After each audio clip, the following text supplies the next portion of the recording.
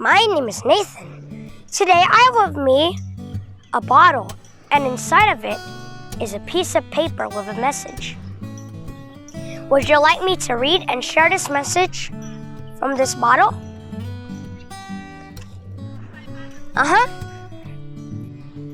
That's great to know. But before I read to you the message, let me tell you about the practice of sending a message in a bottle out to sea. This practice started out not because it's a way to find pen pals across the sea, or even to write tributes to loved ones. The first of many messages in bottles sent out to sea was just a science experiment to best understand water currents. Some of them at first were driftwood, with messages that instructed the person who found them ashore to record the location and the date when it was found. The person was then asked to send it back to the sea once again, and later send a letter of the details I mentioned a while ago to an address included in the message in the bottle or driftwood. Later on, this practice was used by folks who were looking for pen pals or sending out tributes for certain loved ones or memorable events like birthdays and anniversaries.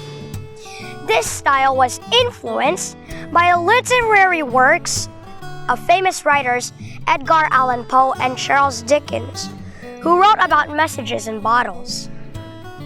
In our generation, throwing a bottle out to sea is discouraged because it pollutes our oceans and poses a danger for sea creatures.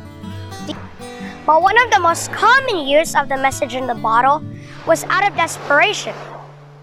Some, mostly sailors, explorers, or people lost at sea, would send out distress messages, reports, or even farewells to their families in hopes that someone would be able to get these to send rescue, to record the discoveries, or convey their last messages to their families. As we imagine these people pouring out their hearts in each of these messages, you can feel the pain of hopelessness or sadness in the realization that this might be the end for them.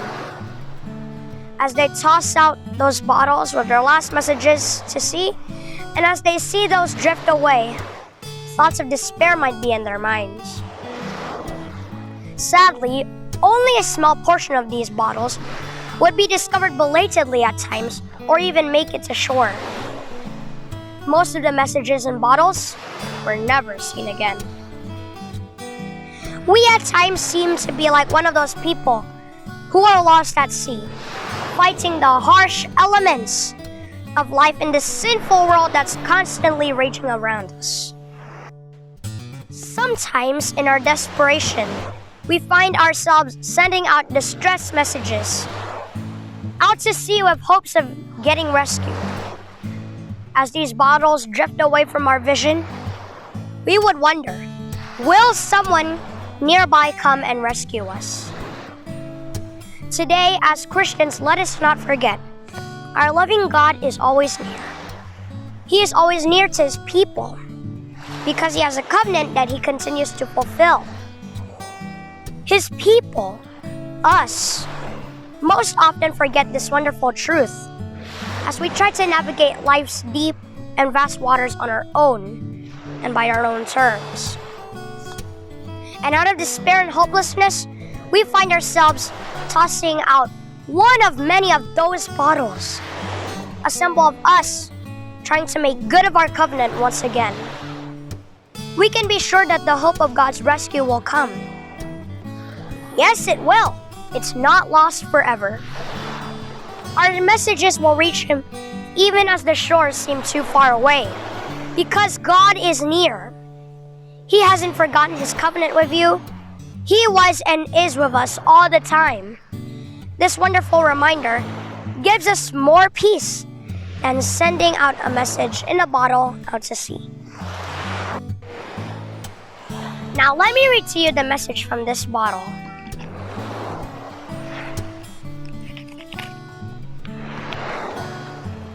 But from everlasting to everlasting, the Lord's love is with those who fear him, and his righteousness with their children's children, all those who keep his covenant and remember to obey his precepts.